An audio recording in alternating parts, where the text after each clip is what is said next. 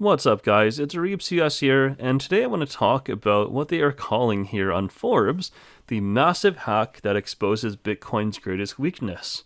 And so the reason I'm doing this is because I had some friends and family ask me, they said, is our Bitcoin safe? Is it magically going to disappear? What is wrong with Bitcoin this time? Actually, this article is, I think it's a bit misleading. I'm not sure why the headline is like this. I guess it catches the attention of people. But let's go through. Let's see what it's actually talking about here. So they talk about a massive data breach. This data breach is actually talking about the Ledger wallet. It's a popular hardware wallet. And one thing I didn't realize, I don't use these hardware wallets. I didn't realize that they force you to give your information, and it's kept in a central database. So that's not too surprising. Obviously, it would be ripe for the picking by hackers, right? Imagine that. So all these Ledger users have their name and email address stored in a central database that could be hacked from Ledger. So that's what happened. And then what happened is the next interesting part. So then they say after that point, after that massive data breach on Ledger's database of customers, there's been a huge barrage of phishing attempts, basically scammers trying to get people to hand over their private keys, and specifically their mnemonic seed. And so that's kind of a phrase, a sentence that's a bunch of words, basically. And so if someone hands that to you, all they have to do is go to their Ledger wallet, enter that phrase, and they now have access to all of your money, all of your cryptocurrency. And so obviously it's been successful to some extent. The reason we know this, or we believe this at least, is because, really seasoned people said they were almost taken by it. The email is quite well done. The thing that gave it away, apparently, though, is the fact that that there was a typo in the URL to go to. There's another lesson as well. When you go to somewhere, make sure to actually the right and official URL, and that's hard to do if you're not aware of what the right one is. And so people are quite upset about that. Obviously, it's a big problem, but it's not a problem with Bitcoin. Okay, this almost has nothing to do with Bitcoin. Actually, Ledger supports multiple wallets, right? So you could have lost more than just your Bitcoin. It's not a weakness in the Bitcoin network or the algorithm Bitcoin uses. There's no flaw in Bitcoin, but it highlights a few issues here. I'm not a proponent of hardware wallets. I'm not against them for the sake of it, but I don't trust hardware that I can't work with. And so I don't trust my phone.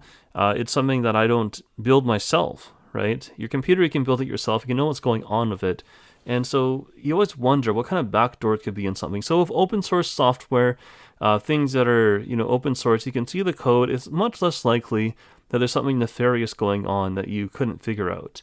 And so why am I talking about that? I'm talking about the NSA. So the NSA leaked documents, many from the Snowden files. They show that the NSA paid about $10 million to RSA to put in essentially a backdoor to their BSafe encryption product. And the reason I say it's a backdoor, it's so bad and so inefficient that obviously it leaves it wide open to the NSA. Plus, if you have inside knowledge of the algorithm that's used to encrypt, when it's that weak, then they say that basically the problem is the random number generator that they use to make their keys, I believe, is based on constant numbers. So the problem of that is that if it's not truly random, then it is possible to decipher basically what the keys are. So they call it a skeleton key. So for all intents and purposes, obviously the NSA would have put that there so they can determine what the keys are and defeat that encryption method. So is it that far-fetched to think some organization, some governmental organization, has not done the same, forced the same of these other hardware makers? It's possible. And even if it's not possible, imagine that. So you compromise all of your personal privacy and leave yourself wide open to phishing if you buy this Ledger wallet. I don't know if Trezor is the same, but they're very attractive types of things to attack. But I don't know if I really would blame the wallet makers, the hardware wallet makers. Is it really their fault? Well, yes and no. Is it really, is it good that they had that central database?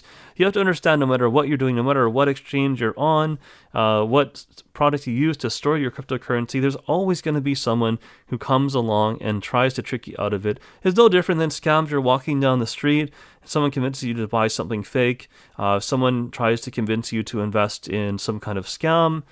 So there's always, there's always someone who's trying to find a way to scam you out of your money.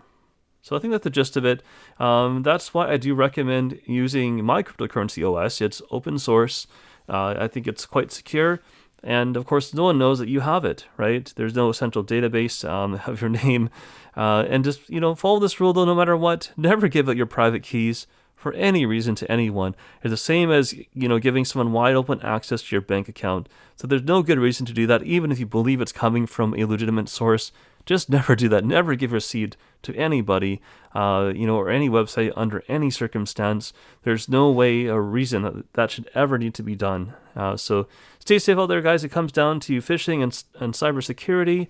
And that's all I want to talk about for today, guys. So yeah, your Bitcoin is safe as long as you're safe. And understand that the Bitcoin network continues to function securely. And so let's say this article is not the most accurate. It's talking about how it is a phishing attack. And other interesting stuff. But the headline, though, right? Massive hack exposes Bitcoin's greatest weakness. This applies to pretty much any cryptocurrency and applies to anything of value in life. So stay safe out there, guys. Okay, and I'll see you guys next time.